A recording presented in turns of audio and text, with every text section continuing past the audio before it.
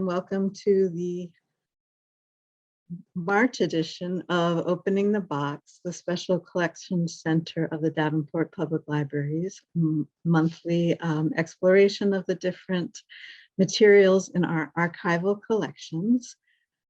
Today we will be talking about our cookbook collection, which is quite extensive, and we're excited because we have just recently finished cataloging everything. So all the things you will see today and that I will talk about are available through the library catalog.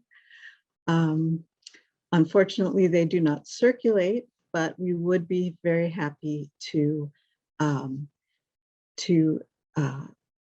have you visit and take a look at the cookbooks, but also if there's a particular recipe that interests you today, we can copy that for you as well. So my name is Katie Reinhardt. I'm the Special Collections Librarian in SC, and I'm also responsible for cataloging these. So I have some knowledge of the collection that I'd like to share with you. So first, we can speak generally about the time period that the cookbook collection covers. And that is from the very earliest, which is 1902, the Central Methodist Church Cookbook, to 2018 is our most recent. It's the Machine Shed Restaurant Cookbook from here in Davenport. And most of the cookbooks in the collection are in the late 60s to early 2000s range. So that for about 40 years, more or less, that's the concentration of most of them. We also have a geographical range. We focus, of course, first on Davenport, but we also have other QC cities represented. This is from the Rock Island Arsenal.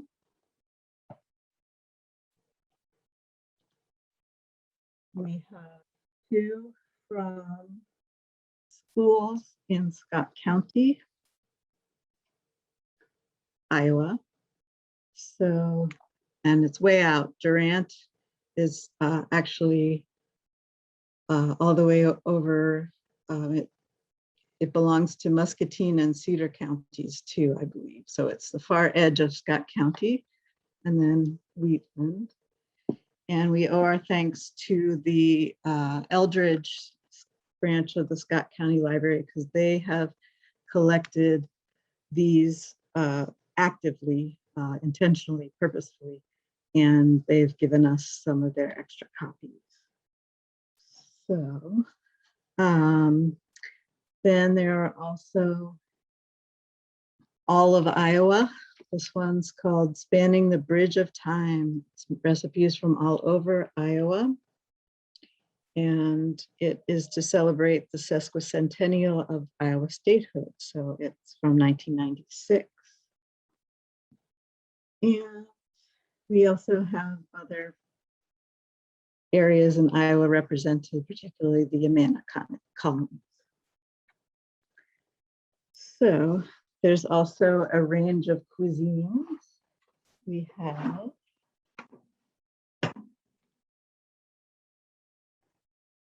of course, from the Amana colonies, but also from here, the local branch of the Schleswig-Holstein Society, Heritage Society, German recipes. We have a book of Danish recipes collected from all over the country by Julie Jensen McDonald, who is actually was a Davenport resident at the time that this was put together. So she has a lot of recipes from the Danish communities in the state of Iowa. We also have some cookbooks by Joanna Lund. She's from DeWitt. And she, this kind of cuisine I would call just, healthy cuisine. This is her first book, published in 1991, a collection of recipes. And Healthy Exchanges became her brand, and she became very well known all over the country for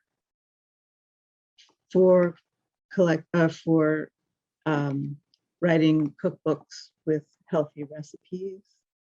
One I particularly like is Cooking Healthy with a Man in Mind. And then there was also A Happy Diabetic Chef from Bettendorf. That's Robert Lewis. And then there was a range of purposes for why the cookbooks were published. Too, sometimes they were for direct profit, such as with the two cookbook authors I just showed you. Sometimes it was businesses just wanting some publicity. But most of the time it was to raise money for local community groups and churches and their causes, and other nonprofit agencies. Often they were simply to celebrate an anniversary or to reinforce a family group, a workplace, or some other kind of community bond. We do have some that are purely for entertainment, and we do not want you to cook any of these recipes, but this is Bruce Carlson's Roadkill Cookbook, Iowa edition. So among the type of cookbook that's represented in the collection are church cookbooks. And these are, I'm going to share my screen for to take a look at these, because a lot of them are older that I want to talk about and fragile. So I made copies so I don't have to handle them too much. Just a second.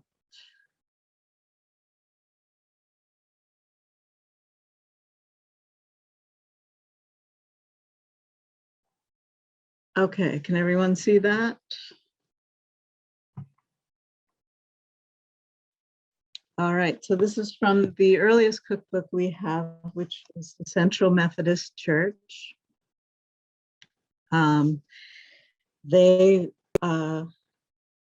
This group was the Ladies Aid Society, and they were trying to raise some money. It's over 300 tried recipes contributed by various housekeepers of Davenport. And the newspaper was very complimentary about it.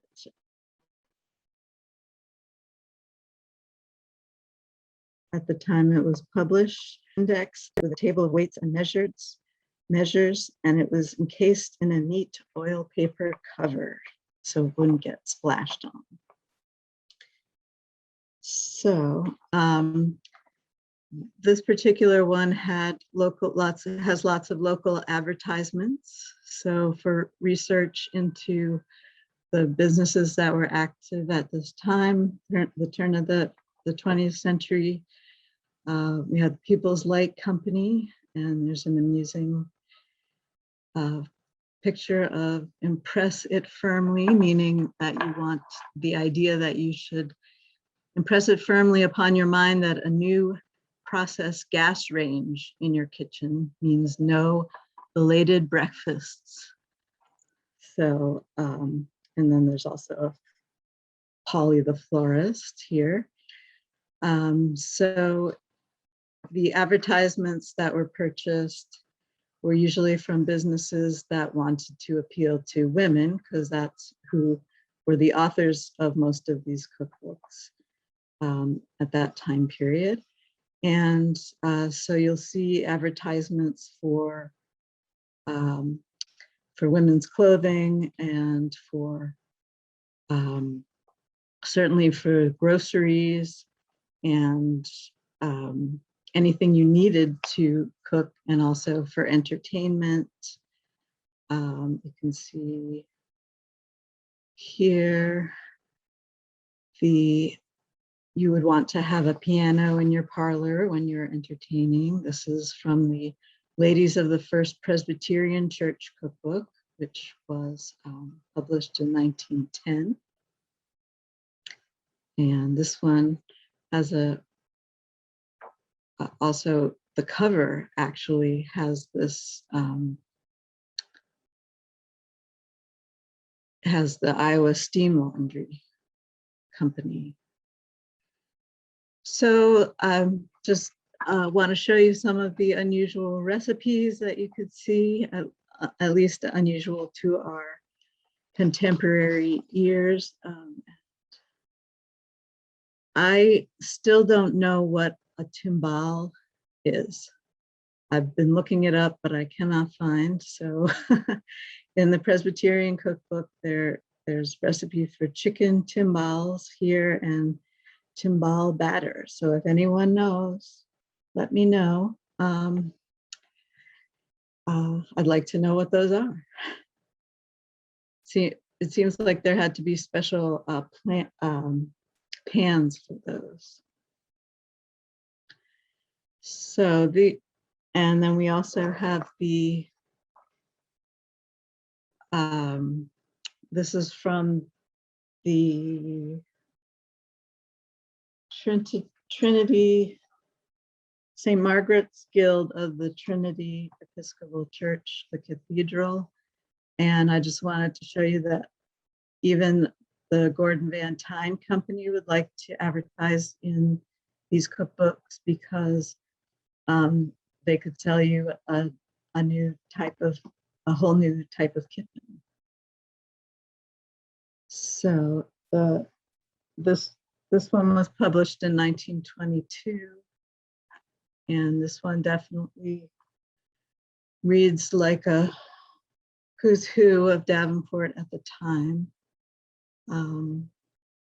Alice French has many recipes contributed, also lots of other familiar names.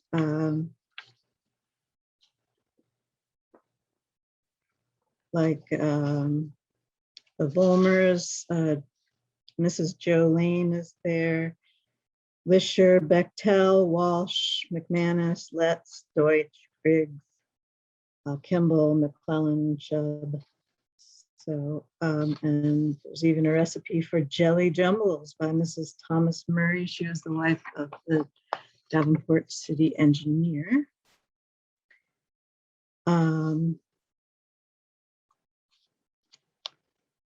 And yes, some things that we just wouldn't think about, like that we need, that at least are very unfamiliar to me. There's a recipe for Hassenpfeffer with pickled rabbit, saddle of venison, something called gems, and all of the recipes about vegetables give you the instructions are to boil them. And we rarely do that anymore. So let me come back and stop the share.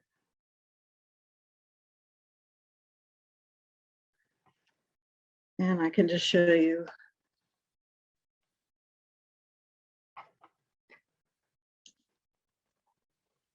That's the title page from the St. Margaret's Guild Cookbook, 1922.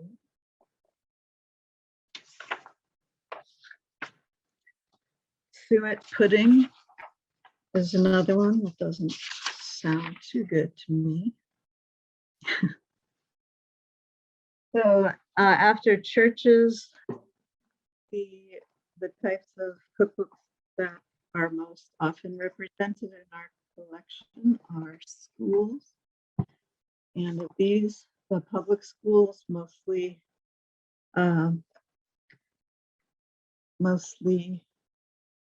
elementary school. This is the Adams School in Davenport. Garfield Elementary, the Grant School. And some of these will give a little bit of the history of the school. And this is the Davenport High School celebrating their centennial in 2005.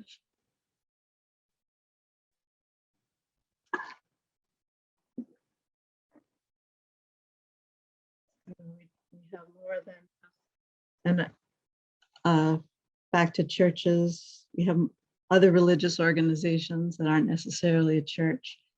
This one's a Friends meeting in Davenport that was active in the 70s and 80s, early 80s.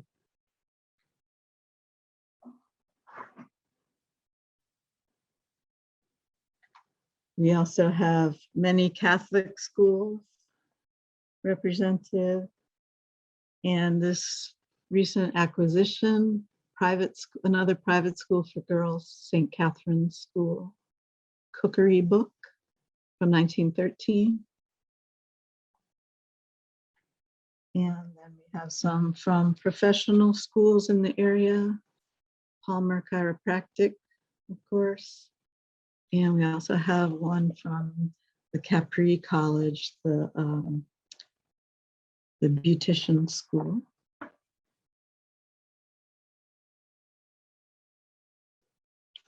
So another group that often created cookbooks would be employees of certain companies and businesses.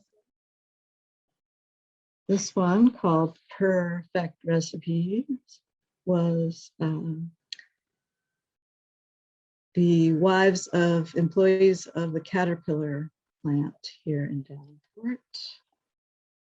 And they called themselves the Caterpillar Davenport Girls Club, even though they were fully grown. There's a picture of the cookbook girls. The employees of the Defense Ammunition Directorate on the Arsenal made a cookbook.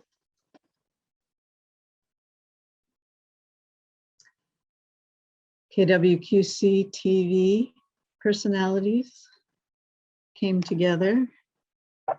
And this is from 1998. So you'll see some gentlemen contributing recipes. No longer just a woman's area.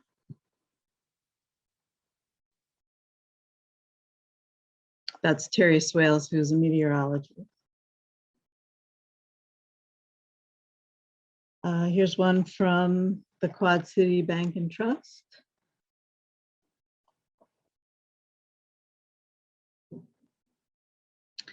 Employees of Genesis Health System. And that was a fundraising one.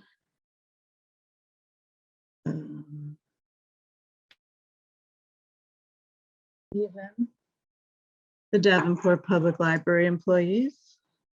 This is the 5th annual cookbook. Davenport Public Library cookbook from 1987. It was, I think it was given out free as a holiday gift. So there are recipes from Chris Hollifield, who just retired from here as an acquisitions clerk. Rita Specht, our former reference supervisor. And a woman named Meg Sarf, who was a public services manager at that time. We also have businesses, as I mentioned, who just were hoping for some publicity for their product. The Quad City Times in 1982 was promoting the 3rd annual Quad City Times Cook-Off. And this would feature recipes of, winners in different categories and then the ultimate winners, as well as some of the entries. And by this time, there were plenty of standard companies that would create your cookbook for you. You give them the recipes, and then they have this one is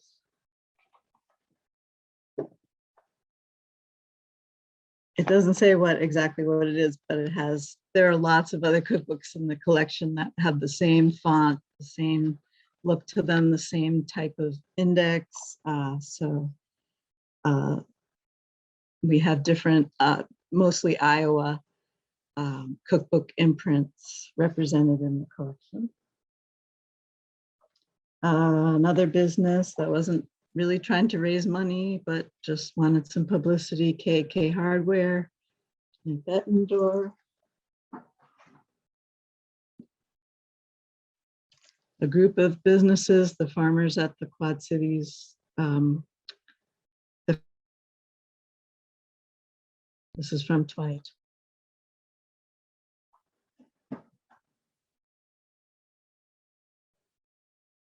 And then social service organizations,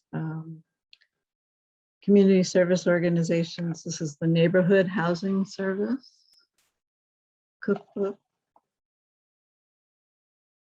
KSI, the Center for Active Seniors.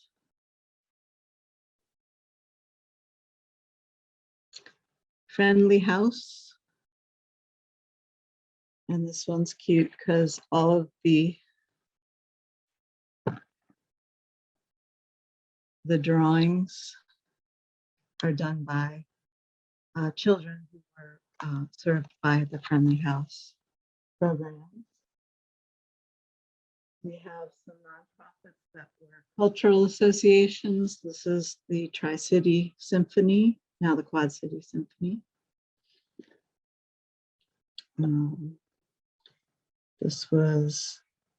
That's from 1989. The Midwest Writing Center.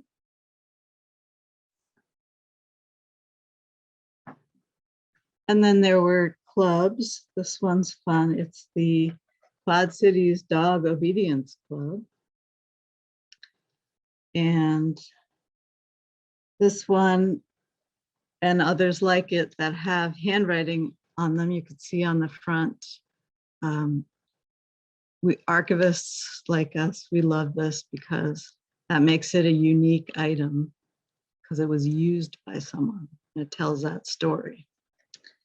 So you have a record of somebody liking the zucchini bread in here, it says. And Swedish nuts, beer butter. And this was one that was done. Also, this one's from 1978, and there weren't really those cookbook companies that would put it together. You can tell by the drawings that it was put together by the group itself. There's the Davenport Bettendorf Women's Bowling Association.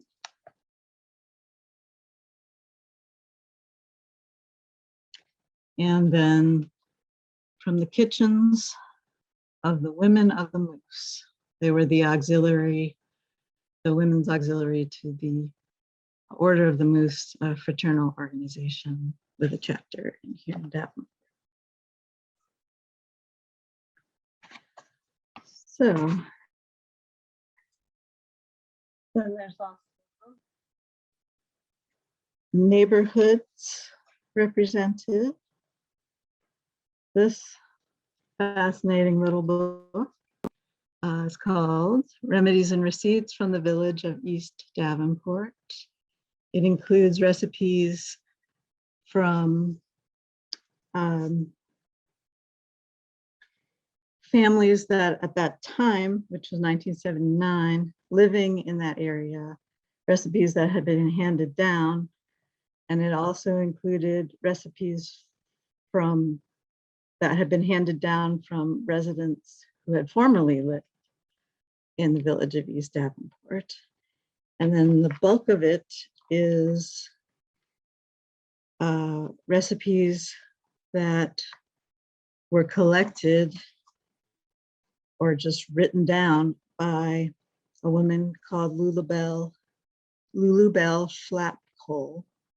She lived from 1882 to 1920, and she was the grandmother of the husband of one of the volunteers here in Special Collections. So it also tells the story of that particular family. She was married to Carl Flapcole, and some of the recipes that were contributed by her, I'll read these because they're very short. These were the remedies part of the recipes and remedies and receipts. This one's for cough medicine, 1 pint whiskey, 3 ounces rock candy syrup, 2 ounces glycerin, 1 ounce linseed oil, 1/2 ounce oil of tar. Dose, 1 tablespoon, often. Sounds good, since it's mostly whiskey. And then a very simple one for a sore throat. Take poultices of mullein leaves steeped in vinegar and change often. Also, poultices of flaxseed steeped with a little lard in is good.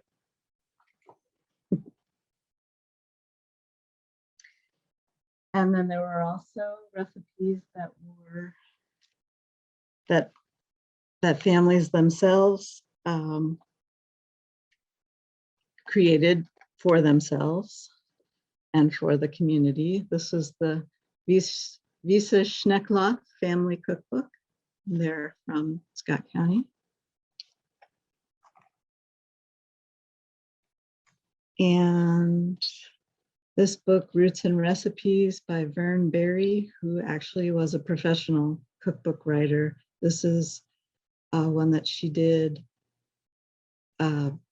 with her family through several generations in Western Illinois and in Iowa.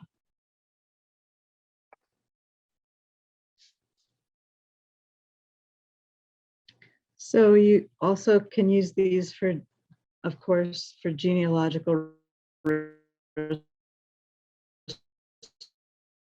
even if they aren't about a specific, an ancestor of yours or that you're researching belong to a certain church or a certain of these local community organizations. You could find them there. You might also find a picture. I'm sharing my screen again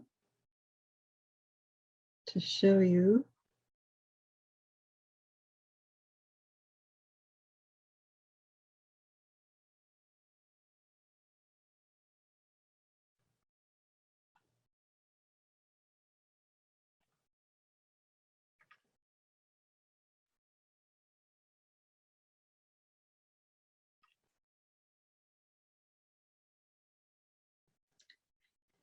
You might even see a picture. These are the winners of one of the Quad City Times contests.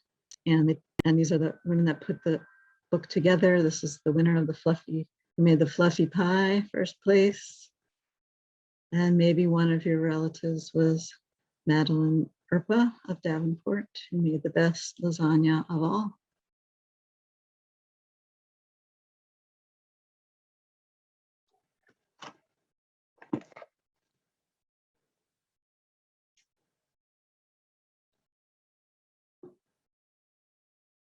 And then we have a few that represent kind of a general time period.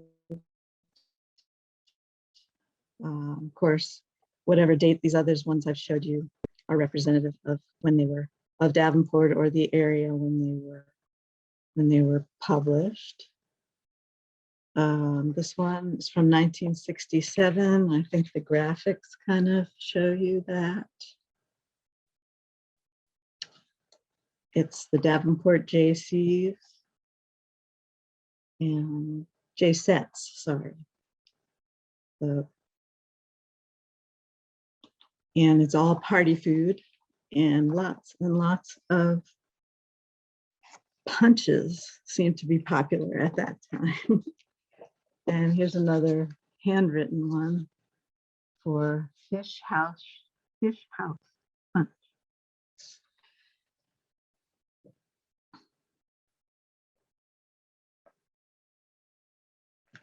And they have handmade illustrations too.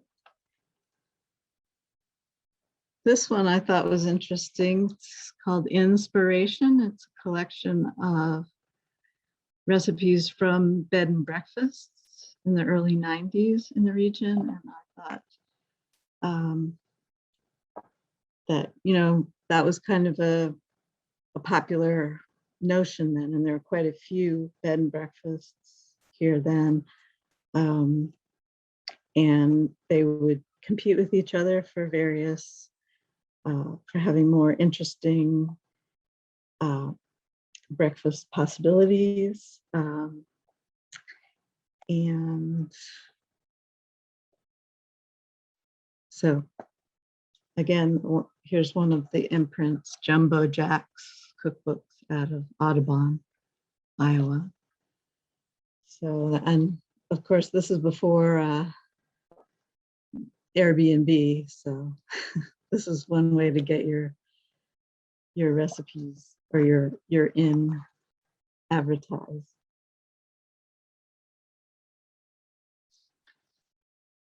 So, and then a lot of these organizations, their cookbooks have a little history of their organization right in it. But I thought this one was interesting. This is a church cookbook, Our Lady of Victory Church in Davenport. But they were using Quad City history to make it appealing. So it's a reversal. Instead of looking for history in the cookbooks themselves, there's